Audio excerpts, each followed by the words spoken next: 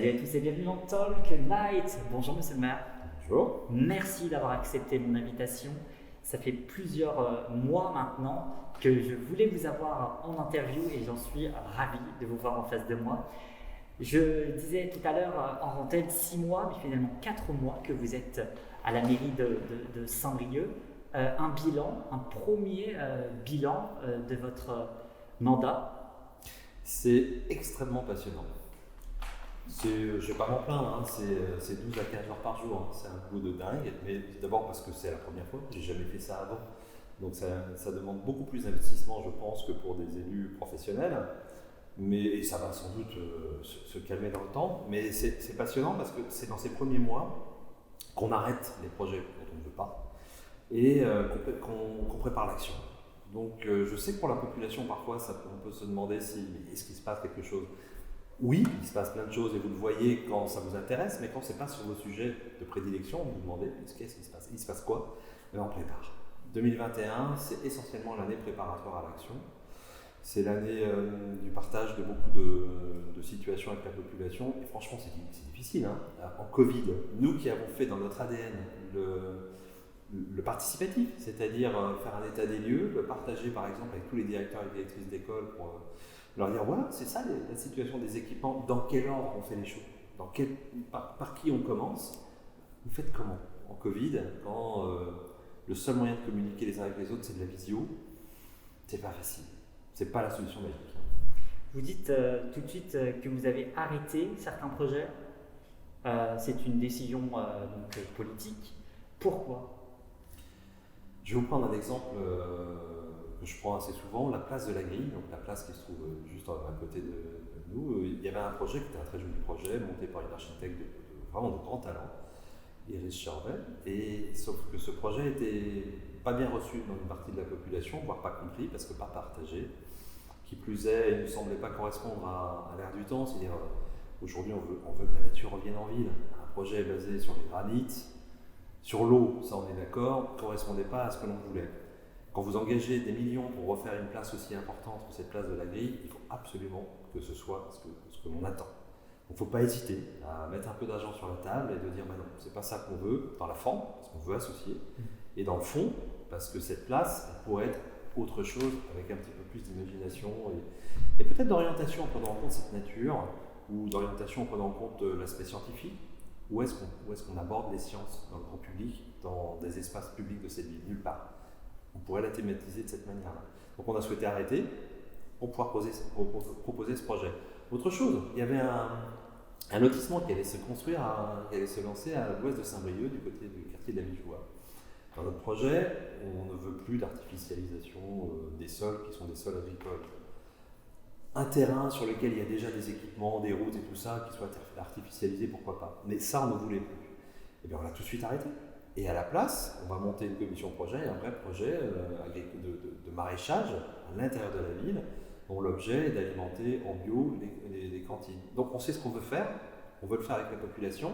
Si vous n'arrêtez pas tout de suite, à un moment donné, vous vous retrouvez face à un mur qui vous dit c'est trop tard, monsieur le maire. Il fallait arrêter ça tout de suite. Donc action immédiate, agir. C'est vos 3 mots qui vont qui vont vous suivre pendant ce mandat? Je sais pas, c'est une question piège ça. Non, parce que moi je suis plutôt quelqu'un qui réfléchit, qui anticipe. Je pose une réflexion sur les choses. Je ne suis pas quelqu'un qui affirme, donc je partage cette réflexion. Est-ce qu'on la partage? Est-ce qu'il faut corriger?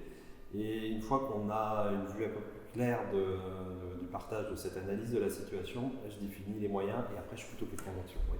Après, je suis quelqu'un plutôt organisé et efficace. Mais avant de dérouler cette action, je suis plutôt quelqu'un qui pose une réflexion sur les choses et qui la confronte.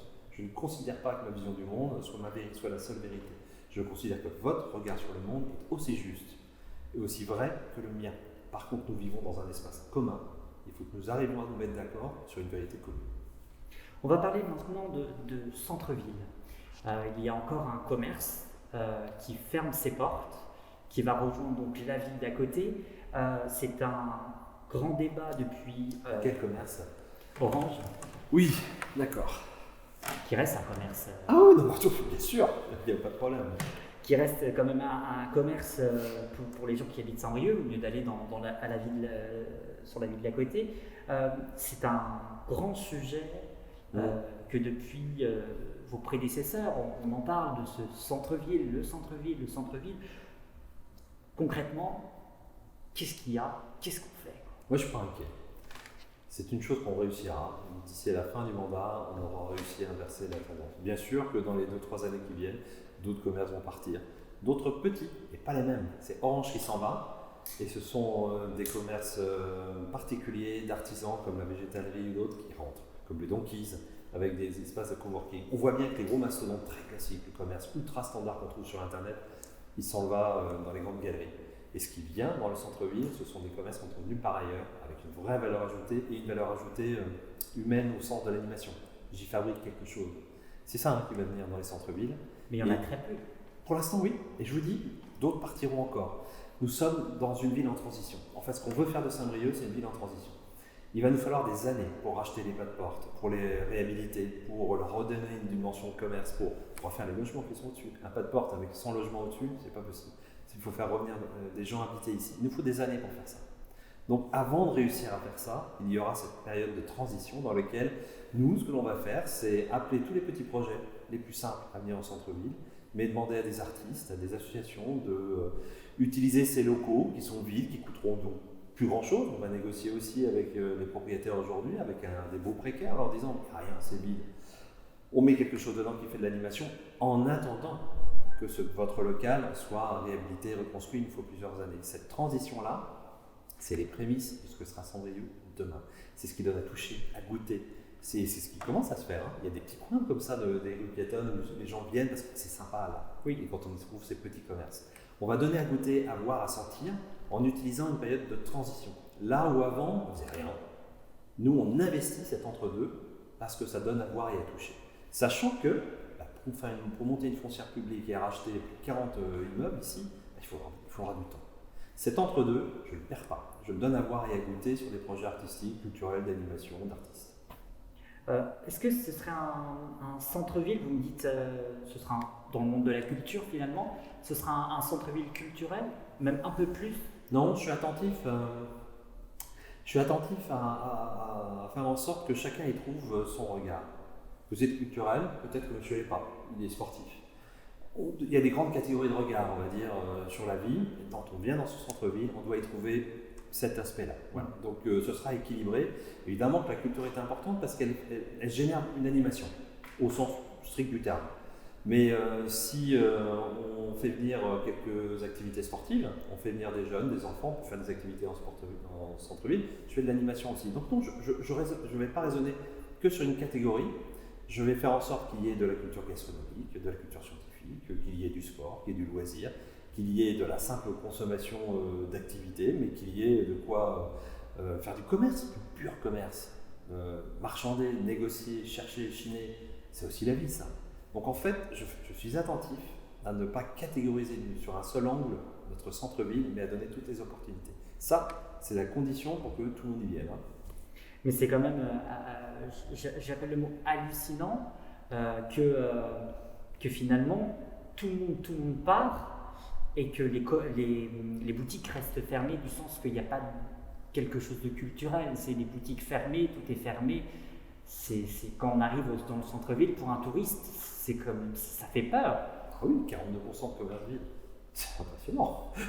C'est franchement, alors c'est sûr qu'à Noël, quand vous mettez de la musique, de la lumière et du monde, ça se voit moins. Oui, ah ben oui. Mais le reste du temps, ouais, c'est impressionnant. Écoutez, vous êtes économiste? Non. Eh bien, c'est l'économie.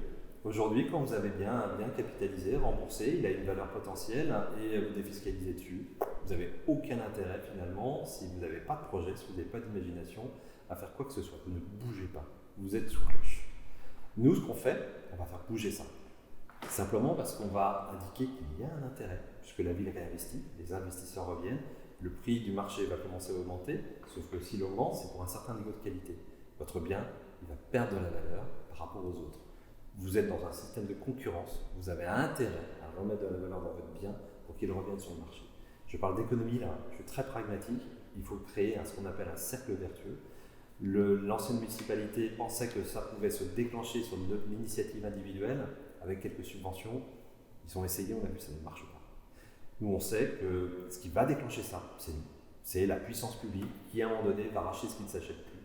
Mais quand vous avez fait ce déclencheur, c'est toute la mécanique qui se met en marche et qui redonne de la valeur au bien et qui implique, dans ces cas-là, qu'il soit revalorisé, qu'il soit mis aux normes, qu'il soit mis au goût du jour, qu'il soit sectorisé, et ça va refonctionner. Donc aujourd'hui, ces gens-là, ils n'ont aucun intérêt à bouger parce que personne ne fait le pari à côté d'eux qu'il y aurait un intérêt à le faire. La puissance publique doit prendre sa part de risque. Voilà. Et elle doit le prendre massivement, c'est ce qu'on va faire. À coup de millions, on est d'accord, on va se faire aider par les banques de territoire, par tous les systèmes de crédit que propose aujourd'hui l'État, parce qu'il y a énormément d'aide à la rénovation pour les collectivités. On va faire ça, ce sera massif, mais on va prendre notre part de risque. On va hausser le niveau de qualité et du coup, il y aura une obligation pour tous ces propriétaires de le faire. Ça fait peur. Ah bon? Je trouve ça hyper motivant. Pour les gens qui ne s'y connaissent pas en économie, bon, moi j'en fais partie, c'est vrai ce que vous me dites là, je me dis waouh, ça fait peur. Ah bon? Sur quel aspect? On parle de crédit, on parle de quelque chose du long terme finalement. Des opérations de réhabilitation, c'est forcément du long terme. Aujourd'hui, tout ce qui était achetable, neuf ou en réhabilitation simple, a été vendu. Tout ce qui reste dans la ville, et c'est l'énorme majorité de ce qu'il y a dans la ville, c'est du bâtiment vieux à rénover. Voilà. Donc face à cette réalité, seule la puissance publique est capable de dire on y met toutes les conditions. Particuliers, investisseurs, allez-y, on est à côté de vous, on va faire attention. Et puis surtout, on a déclaré les outils juridiques de l'État, c'est des mots un peu comme ça, ORT, cœur de ville, tout ça c'est des mots qui nous permettent de déroger à la loi, d'avoir plus d'aides et de subventions, d'aller chercher des financements qui ne sont pas que des financements bancaires, des financements de l'État, pour qu'on puisse, nous on n'a pas les moyens de faire ça, on va trouver tous ces financements.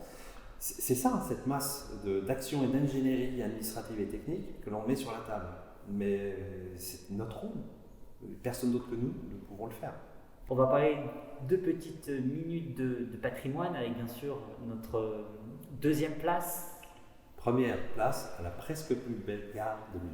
Voilà, oui c'est ça, la presse. Si vous permettez. Mais oui. C'est repris un petit peu partout. Même Metz n'a pas réussi au final à sortir la bonne phrase de fin. C'est nous. Ouais. Presque plus belle gare 2020. Et c'est nous ça, les champions.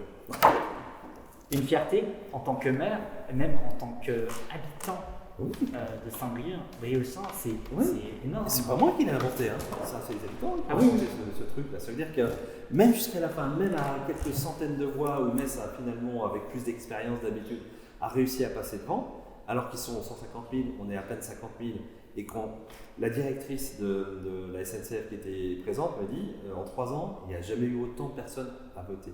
Saint-Brieuc, en rentrant dans la partie, a fait 4 fois plus, a généré 4 fois plus de participation que toutes les battles des années précédentes. Vous imaginez?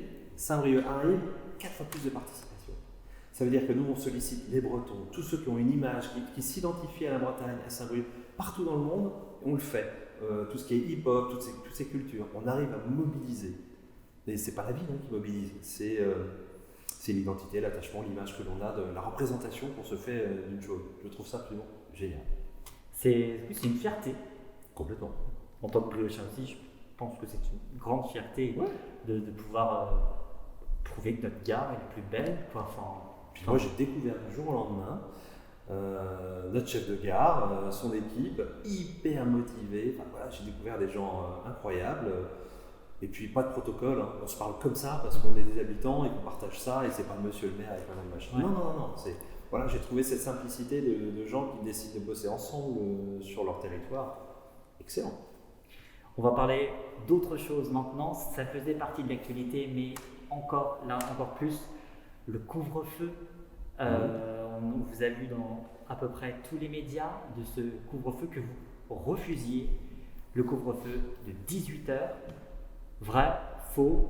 Faux, complètement faux. Pourquoi? D'abord, si vous me permettez, j'en profite pour reconstruire la séquence. Saint-Brieuc est rentré dans les radars de la télévision par TF1 la semaine dernière parce que sur Saint-Brieuc, il n'y avait quasiment aucun cas de Covid et donc on était quelque part une terre un peu protégée.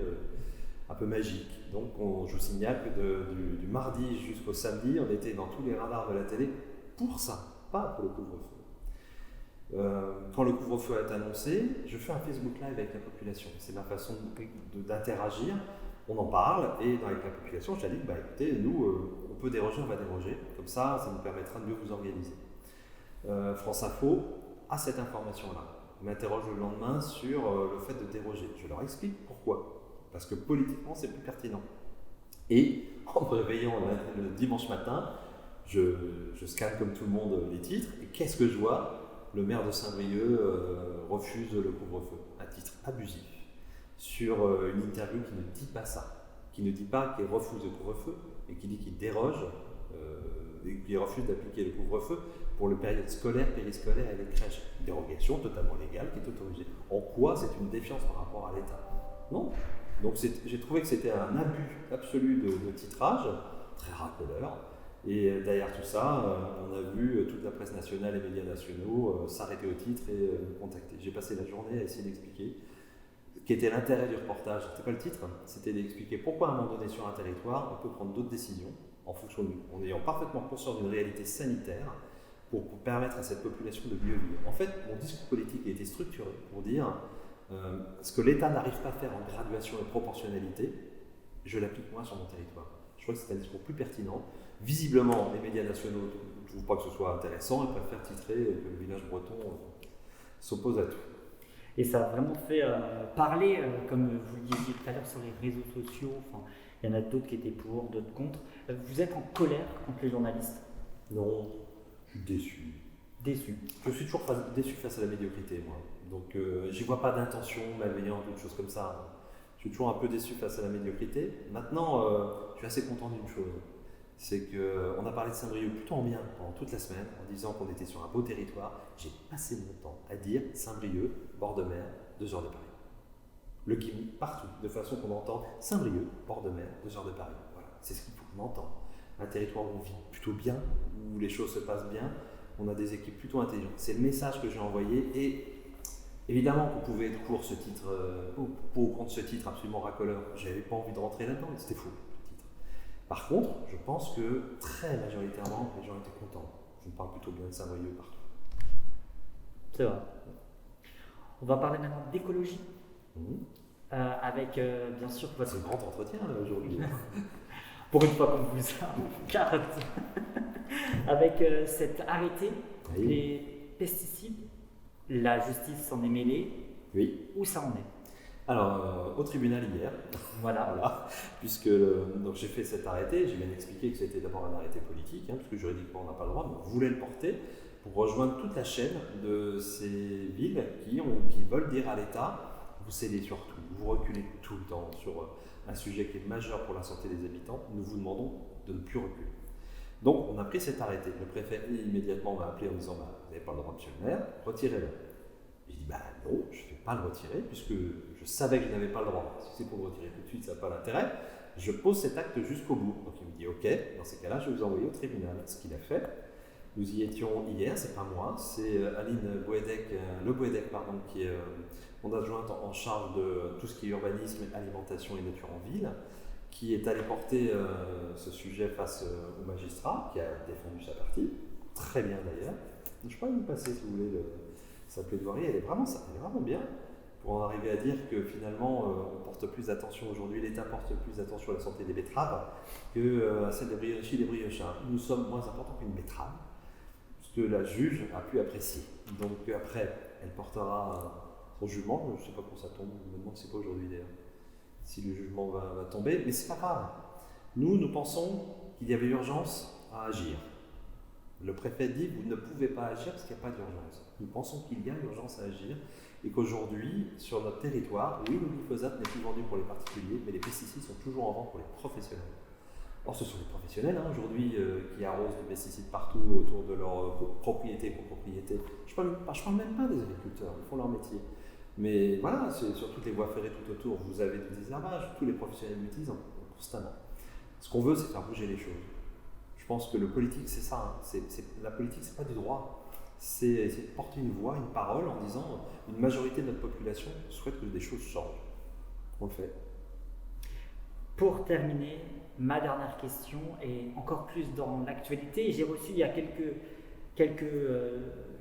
heures de ça en interview que les gens pourront redécouvrir ou découvrir d'ici quelques jours, l'histoire d'une famille qui va se faire expulser du territoire français. Cette famille... oui, cette famille a été, comme je pourrais dire, cet homme, Sergi, a été un héros au mois d'août, après avoir sauvé un enfant. Et puis là, on se rend compte qu'il doit se faire expulser.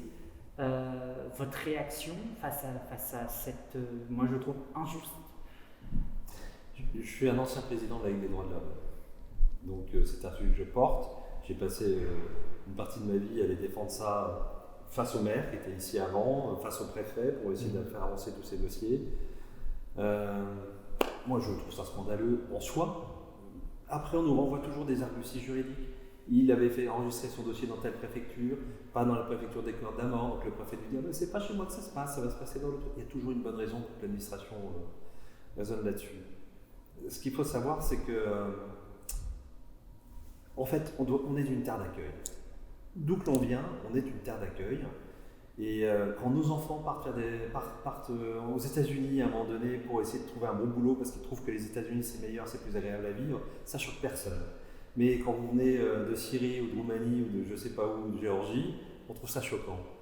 C'est un drôle de regard, biaisé sur le monde. Voilà, c'est que on est aujourd'hui, qu'est-ce qui fait qu'on est citoyen du monde? Est-ce qu'on a le droit d'être... En fait, je vais essayer de clarifier ma position. On obtient ces droits fondamentaux, cette liberté d'agir et d'être homme ou femme libre partout dans le monde. On l'obtient parce qu'on est. Est-ce que c'est par la naissance que tout à coup j'obtiens l'ensemble de mes droits, les droits de l'homme, ou c'est parce que j'arrive sur un territoire qui les respecte? Moi je pense que je nais homme, je participe de la fraternité humaine, et en tant que tel, je fais partie de cette unicité de tous les hommes et les femmes de par le monde. Les cultures sont différentes, je suis d'accord, mais nous sommes bien uniquement humains. Et donc, par cette naissance, je dois bénéficier de la plénitude, l'universalité de mes droits. Ce que je note, c'est que dans nos pays modernes, on a la plénitude de ces droits que en fonction du territoire juridique où on arrive. Et c'est ça qui pose problème, parce que quand on est en Géorgie, on a autant le droit de bouger, d'avoir son projet de vie, parce qu'on estime que la vie que l'on a en Géorgie n'est pas bonne, et qu'en France ce sera mieux. Et quand on est en France, c'est aussi légitime de se dire mais je vais aller à Los Angeles, parce que c'est à Los Angeles que je pense que ma vie sera meilleure. Eh bien ça marche bien pour aller à Los Angeles, ça ne marche pas quand vous venez de Géorgie. Et ça, c'est incompréhensible. Il y a un autre aspect après, il y a le fait que parfois on se déplace en se trompant. On peut avoir l'impression que cette vie est meilleure et arriver ici et se rendre compte que c'est une vraie galère. Tout comme beaucoup de nos compatriotes arrivés à Los Angeles reviennent en se disant plus jamais j'irai là-bas. Oui, il se trouve que dans beaucoup de pays, notamment des pays d'Afrique ou d'Afrique du Nord, il y a aussi cette part de migration parce qu'on a un rêve, on s'aperçoit que ce rêve il n'est pas si facile, mais c'est pas parce qu'il n'est pas si facile et qu'il ne correspond pas à ce qu'on pensait qu'il faut s'arrêter et revenir chez soi. C'est aussi juste de rester ici. Ce qui serait simplement un peu plus intéressant, c'est savoir le dire et le reconnaître. C'est pas évident d'arriver, de débarquer de n'importe où en France, c'est pas un pays si accueillant que ça, c'est pas si facile. Les gens ne sont pas si agréables, l'administration est très difficile avec vous. Il y a une vraie solidarité de territoire avec beaucoup d'associations, beaucoup de particuliers qui vous hébergent, mais ça ne fait pas une vie toute rose. Alors que si on vous accueillait un peu plus simplement, vous deviendriez un vrai citoyen comme beaucoup d'entre vous. Je ne sais pas qui vous êtes, mais si ça se trouve, vous venez aussi d'une histoire de migration que personne ne sait, qu'on a simplement oublié. Mais pourtant, aujourd'hui, on ne vous pose pas la question. Merci, monsieur le maire, d'avoir accepté mon invitation. Merci. Et puis, juste pour terminer, qu'est-ce que je peux vous souhaiter? De réussir. Pas pour moi, moi je m'en fous. Mais de réussir ce qu'on est venu faire, c'est répondre à l'urgence sociale, répondre à l'urgence écologique et le faire avec tous face à la démocratie. C'est ça qu'on veut réussir dans 6 ans. Merci, monsieur le maire. Je vous en prie.